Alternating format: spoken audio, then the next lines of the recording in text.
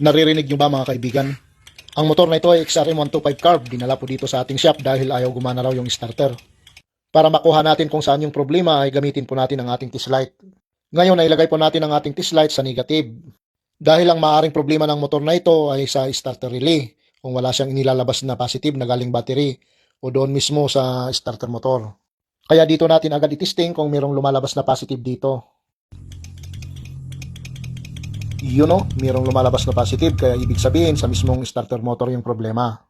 Ngayon ay tanggalin natin yung starter motor para buksan natin para makita kung bakit hindi gumagana. Kung mapapansin nyo mga kaibigan ay basag yung carbon brush niya. Ngayon naman ay tanggalin natin yung armature para mabusisi natin po ito. Pero tignan nyo naman basag yung magnet.